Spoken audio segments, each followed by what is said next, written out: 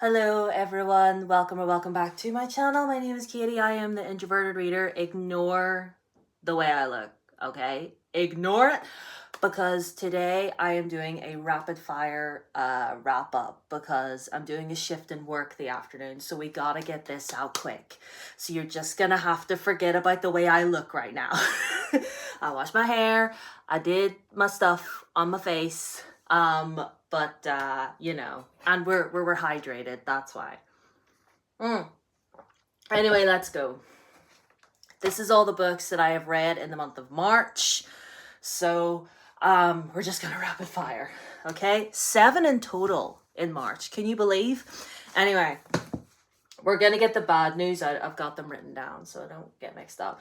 So we're gonna get the bad news out of the way first. I DNF'd 2 books.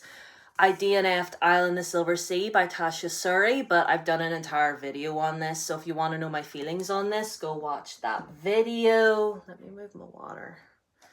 Put my water down there. That's... And then I DNF'd Dreams of Gods and Monsters, which genuinely hurts because I was loving this series. I was loving it. Third book in the Daughter Smoke and Bone trilogy. I was loving this series. Books 1 and 2 were great. And yet again, we have another trilogy where the first 2 were great, but the third one wasn't. This is a 600 plus page book and nothing was happening. Nothing. Absolutely nothing. It's like, we're planning, we're going here, we're going there. Oh, but no, we need to do this, we need to do this. And the apocalypse is happening, but oh well, we're all very calm about it. And also, my angel boyfriend isn't talking to me. Boo-hoo, woe is me. But oh, apocalypse. And it's like, it didn't... We could have defeated the enemy ages ago, but I had maybe 200, 150 pages left and nothing. Nothing. A great big hunk of nothing. So there you go. There's that. And yeah, anyway, on 2 books that I actually did finish. Sorry, I'm looking at my notebook to make sure that I'm right. So I'm going to talk about ebooks that I read. I read 3 ebooks. I read The Night Ends with Fire by KX Song and the sequel to that, which is The Dragon Wakes with Thunder.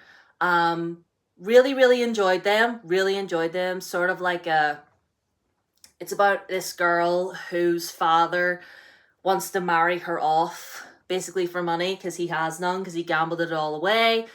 But she doesn't want to get married, so and obviously she lives in a period where that was all women were good for, you know, just getting off and, you know, getting married and all that, but she didn't want that life. So she conspires with her stepmother and disguises herself as a man and joins the army, basically. She's just like, well, I'll probably go into the army and die, but at least, you know, I could get like a soldier's wages or something and get money sent to my family even if I die. So, and yeah, that's the crux of it, really. I said this was going to be rapid fire, okay? But what I will say is that you would really enjoy this duology if you like the Poppy War, if you like She Who Became the Sun, because both of them are very sort of military, politically heavy and stuff like that. And there's also a little bit of magic in there too. Like I said, I don't want to talk too much about it. Anyway, so both of them I gave 4 stars each. I think I like the first one a bit more than the second one, but well. And then I also read digitally on the Kindle app People We Meet on Vacation by Emily Henry.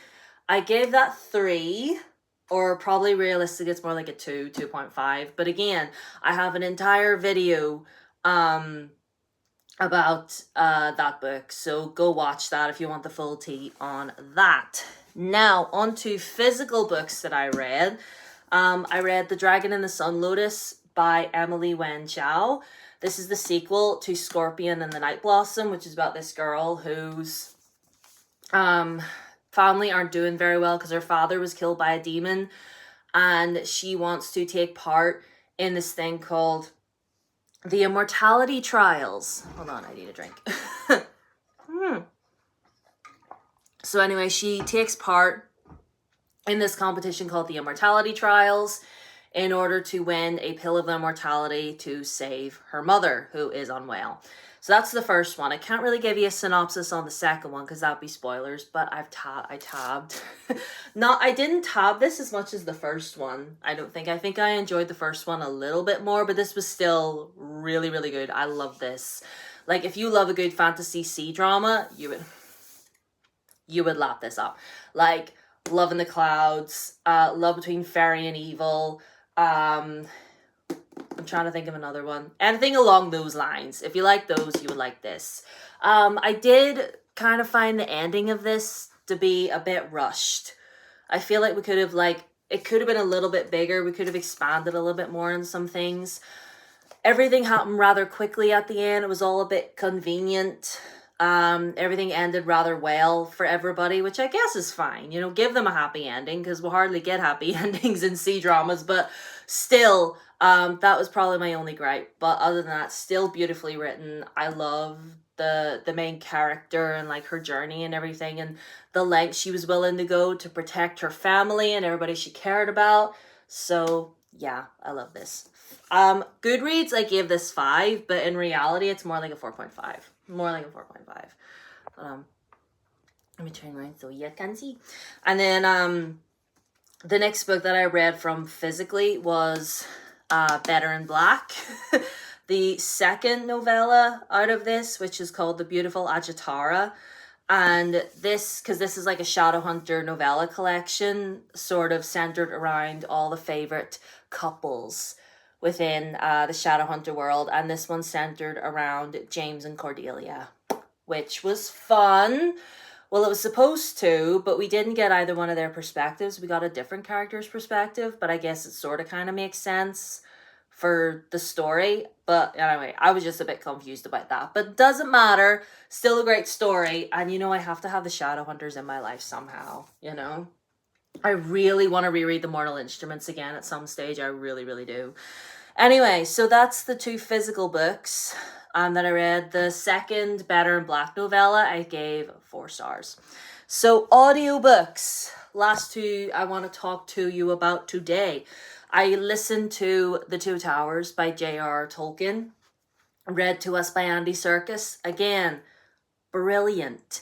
So good. I love these audiobooks so much. Listen, if you have not read Lord of the Rings, like if you're a fan of the movies and you've never read the books because you're just like, I don't know, it's a bit too intimidating, get the audiobooks and get the ones that are narrated by Andy Serkis. Okay, because he makes it so much fun. He does all the different voices and just and Gollum has entered the chat in this one. Hearing him do Gollum's voice again just genuinely gave me so much joy, and I just I love this. I love this series so much.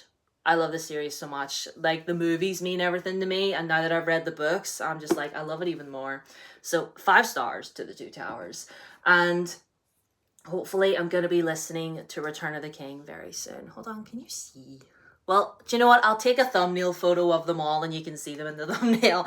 And then the very last book that we consumed in the month of March was Human Rights by Juno Dawson. This is the 3rd and final book in Her Majesty's Royal Coven trilogy. Finally, we have a trilogy where all 3 books are good.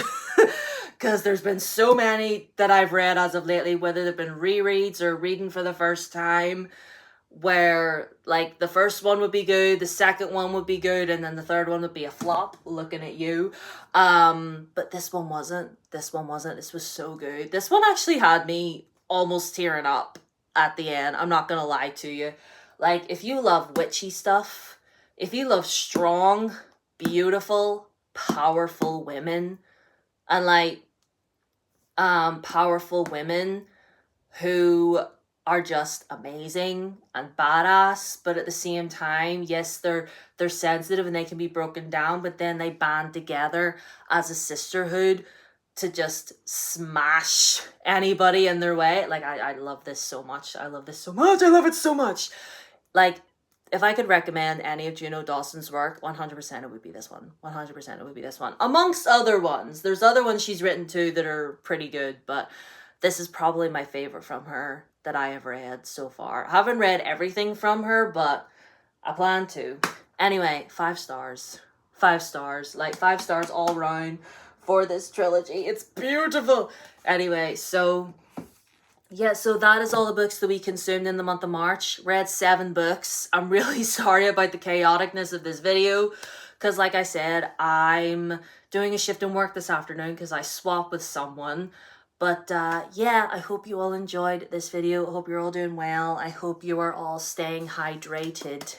I hope you're all staying hydrated and keeping yourselves sane. So let me know what books you read in the month of March. Have you read any of these? Do you feel the same way about any of these as I do? Do you feel a bit different? Let me know, let me know, let me know. Also, all my socials are down below as always. My Blue Sky, my Instagram and Threads, and my TikTok, all those down there. Subscribe if you haven't already. Ring the bell. We're getting close to 500 subscribers. I would love to get to 500 subscribers. So yeah, leave a like, do all the things, and I'll see yous at the weekend for another video. Bye.